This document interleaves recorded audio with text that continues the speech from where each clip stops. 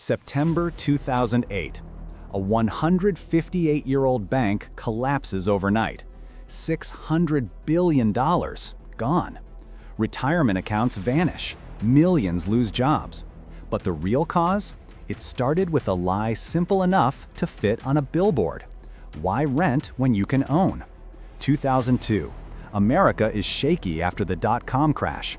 9/11 hits the economy hard. The Federal Reserve responds, slash interest rates to near zero.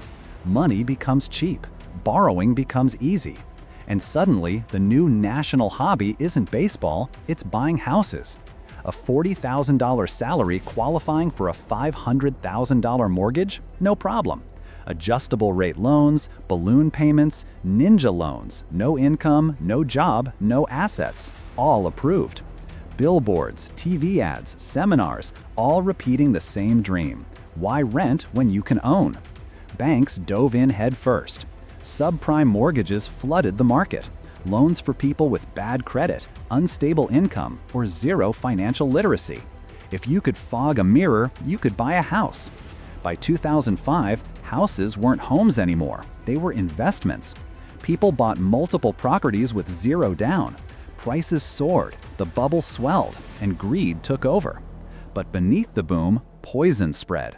Wall Street wrapped these risky loans into mortgage-backed securities, rated AA by agencies paid by the very banks they judged.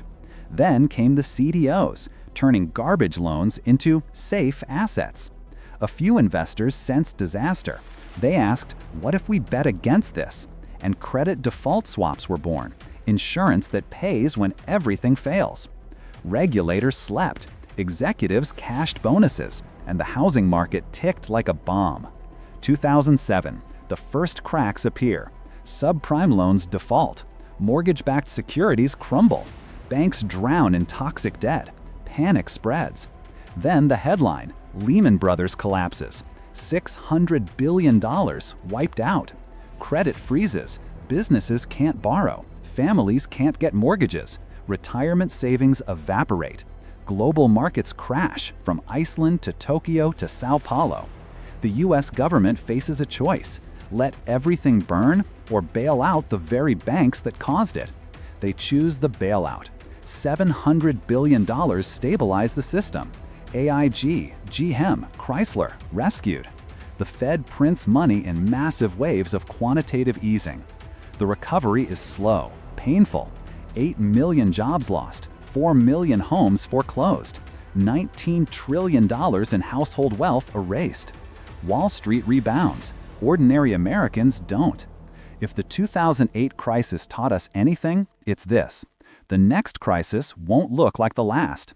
It will seem harmless, profitable, inevitable, until the moment it explodes. Subscribe to Deep Finance Pro to uncover the hidden mechanics behind global financial collapse and the investing lessons they never want you to learn.